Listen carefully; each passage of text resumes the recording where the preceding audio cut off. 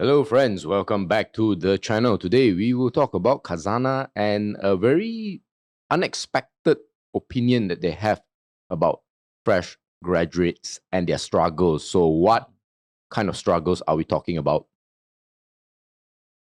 Yeah, so before we go into the latest news, which is 2024, there's this article in 2014 that they also did highlighted about this fresh graduate struggle. So this is a survey done by Job Street, and there's about 2,000 respondents.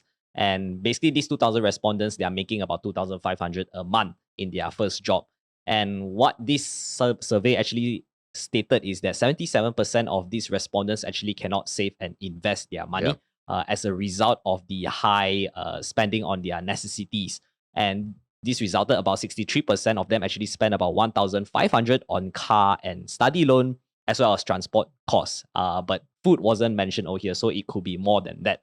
And about 30% of them actually ran out with friends and 20% stay on their own, which is pretty interesting because normally you want to live with your parents in order to actually save more money. Yeah, I mean, I think a lot of people coming out of university have this idealism where staying with friends, people you find very cool, it's pretty cool, right? Like, hey, like what could go wrong? Right? Yep. If I like him in the classroom, I'll like him in bed.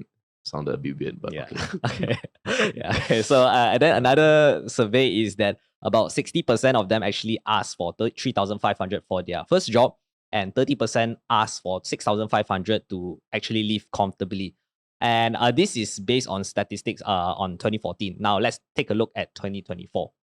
So 10 years later, according to this research that they have, basically they say about half of the Malaysian graduates were overqualified for their current jobs. But this is in 2021. I believe is still applicable at Probably, the yeah. current era, which is 2024.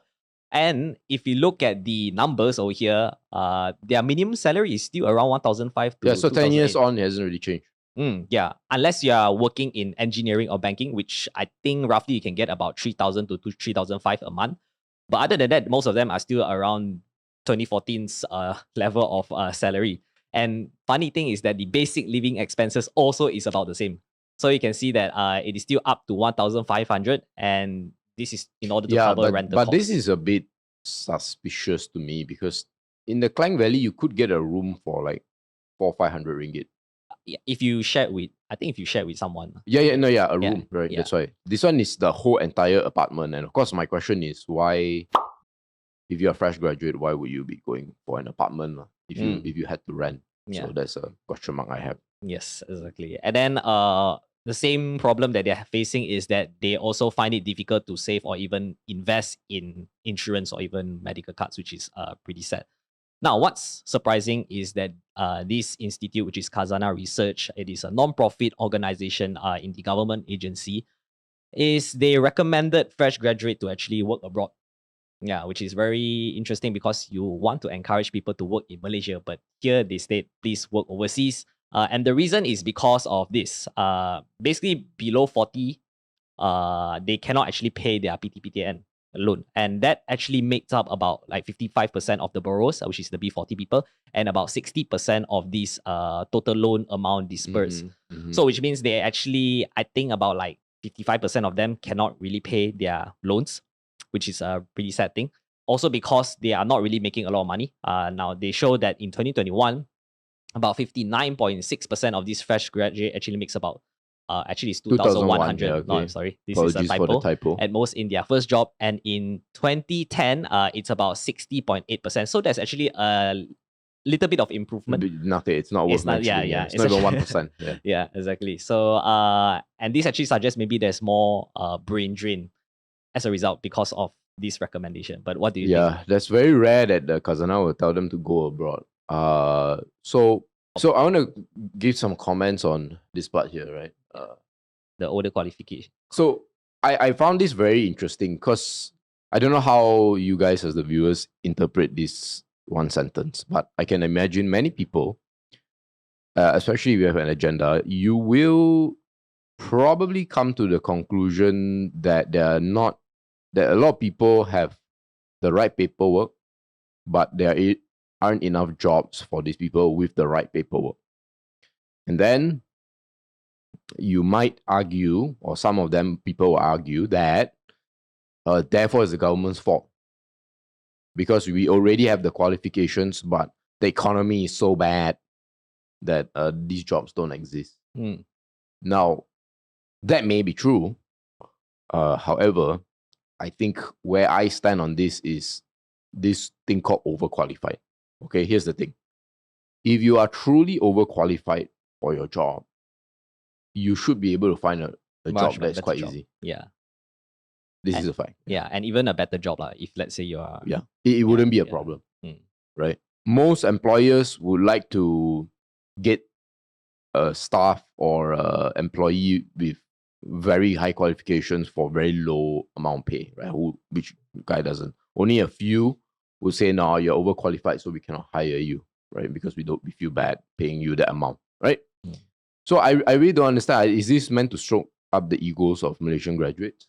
Yeah. Now, the next point is why, if my view is accurate, right, where actually you're not overqualified, you're actually you have gone into a field where there's a demand-supply mismatch, right? You thought that I should do this because there will be a lot of places in the market that will want my services, and it doesn't happen. Okay, now if that's the case, then you have to ask yourself, like, is the university that I come from and are the skills that I have, are those actually as good as I think they are? Because somehow or another, right, the market will eventually inform you, will tell you. There won't be a single person who will tell you. But if you claim to have these skills, and it's not just like technical skills, it's also like who you are, your portfolio and all that.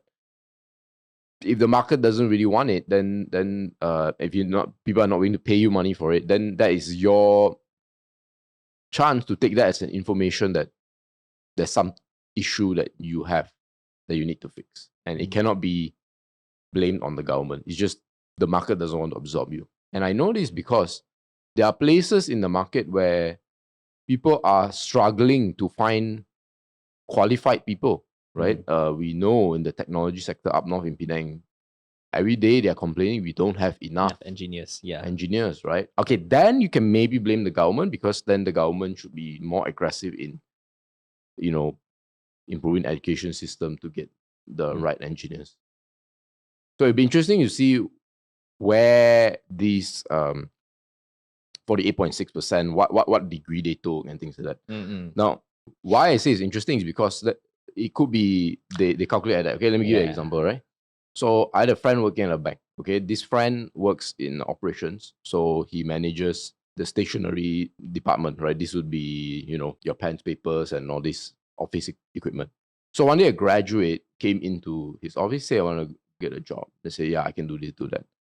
And of course, he asked for a graduate salary. So then, my friend said, okay, what's your degree?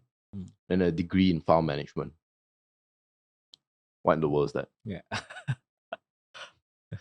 What in the world is that? Okay. So you're telling my friend that, hey, pay me a graduate salary to manage your files. I said, no, I don't. But this instance will be captured as overqualified. Yeah, that's true. It's like most admin works. So that's one of my comments. Yeah, okay. But okay, so moving on, besides this, is that a lot of these young Gen Zs or even millennials actually hate to work in office. Yeah. So this is another problem that is imposing at the current industry. And they actually want more work-life balance. Yeah. And 39% of them even did mention that they would quit or resign if they need to spend more time in the office. Yeah. So before I go, I think it's related to this, which is our first slide here. Again, I don't know whether this is the agenda of the article, but I mean, the article is just reporting, right, the facts. Now, you might read this and say, therefore, it's really bad and the economy is this, that, whatever, right? You know what's one analogy I can put for this? Imagine if I wrote a report saying, baby struggles to walk. Is that worth reporting? No, right? So what I'm trying to say is, if you're starting out your career, you are a baby, right? Yep. You are a baby in your career. Yes. Right? Unless you had the good fortune of starting work a lot earlier, right? But most people start work when they are in the early 20s. And we don't see it as an issue for a baby because, just give it time, right? That you will start being able to walk. And so what I'm trying to say is, you just have to wait, right? The struggle is initial, and if you keep at it, your chances should increase. Yes. So that's now that I say that, going back to this as well, right? Now, what do they mean when they want work-life balance? Typically, they want good pay and they don't have to go to office and they can do whatever they want, right? That is an ideal, and that's great, right? But because it's an ideal, chances are when you're starting off, you can't run. Yeah. Right? Work-life balancing is running.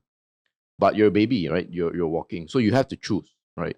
You have to choose high pay, but that also means going to office, or low pay, but maybe don't have to go to office. But you cannot choose one or the other. The people who can do that are some babies who are actually not really babies because they're already hyper developed, and that they are able to use their brains to achieve what their employers want without going to office. So, the classic example is always coders, maybe certain graphic designers and what that, where it's probably better for them to work at home. But if you're in banking, it's not that easy to do it. Like, how are you going to work from home as an investment banker when you have to meet clients and all that? Or if you are customer service, or if you are tech support where, your calls need to be recorded and the data needs to be stored securely and you can only call using that phone. Whatever, right? Yeah. Or restaurant. Like, how do you have work-life balance in a restaurant? How you flip burgers from at home, right? Yeah. Yeah. This time they also need to specify what kind of industry that wants more work-life, but then it wasn't really addressed over here. But to be fair, it's also true that a lot of office jobs can be done at home. Yes. That's a fact. Yes. Right? So it's really a case by case basis, and it's totally fair to pressure employers to say, look, it's ridiculous that I have to go in. Now, however, my view is that I think it's still important to meet your colleagues at least once a week, maybe twice. Yes. Because work is not just about getting the thing done. It's also about social lubrication, right? Knowing the person and developing a relationship. Because presumably you're going to work in a team. And if you don't have an okay to decent relationship with the other person, then yeah, exactly. I mean, imagine if your colleague is going to be the next Mark Zuckerberg or something. Yeah, maybe. Yeah. Of course. Yeah. Right. Okay. But alternatively, there's actually another jobs that is highly in demand right now, which is a good thing because more people are actually going into freelancing. So freelancing, it could be video editing, graphic design, and all this stuff. And another thing is about sales also. So I noticed that a number of my friends are they complaining about life? Into property. No. They're actually very happy. I mean, happy because they managed to close some sales. Yeah. And also because this field, you need to attract more people, you need to recruit also. So that's why sometimes they have to show that they are delivering results in order to have more people to join into their organization. Yeah. And another third way to actually maybe even boost up your revenue is having your own business. But having your own business does not need to have a lot of capital. Maybe you can just start off small first, just to test run and see. But this is not for everyone. This is if you are actually really very interested in building your own brand, then you can just go for it. So there's actually a lot of opportunities out there in terms of job. Not necessarily you need to work in a 9 to 5 office job. If you prefer to do, for example, graphic design, you prefer art and everything, right? You can actually do some freelancing work. And yeah, just basically everything is now very accessible with the internet and especially AI also. So yeah, those are the few things that we are just going to cover for today's video. And if you want a side income, well, it's not really a side income. Yeah, although I think it's more important is if you want to learn a way to develop a skill, right? Then do consider our FIRL program, right? You get to see how the sausage is made, right? We write reports that help people invest better in the stock market, right? Informs them. It's some sort of education. And we also are public about the performance of our portfolio. We've been tracking this since 2022. almost 2 years now, 4 months to 2 years. 60%, 60.5% in April. What will May's one be? I think it's It'll be 73 or 74%. yeah, give or take, right? Yeah. And then the Catalyst portfolio is probably also up a bit. So Catalyst portfolio is more short term in nature, so it's up a bit more, maybe 15, 20%. 14%. 14%. And then the boring portfolio, this one which is more dividends and more so-called long term. Boring. But it's not that boring, right? Yeah, it's exactly. about 12%. We started in April 2024. Now, yeah, I think the last only check, about a month. Yeah. Yeah, the last check is about 15%, if I'm not mistaken. Yeah, that is very, very rare. That is very, very rare. But yeah, that's FIRL Pro. And if you want to get a test of this, enroll, right, for our free sample so that you can see our sample reports. You can see some of our other, we have a video as well, right? Yes. So yeah, you can take a look at that. Yeah. Anything else? No, nothing. All right, guys, thank you so much for watching the video. Hope to see you in FIRL Pro. But if the answer is no, that's fine as well. And of course, if you are a fresh grad and so happen you're watching this, we actually do consider interns, right? If you want to learn how to invest in the stock market from people who have a combined investing experience of almost 30 years, I believe, then, send us an email to hello@firl.co. But regardless, whether you do any of that, always thank you for your support. Bye-bye.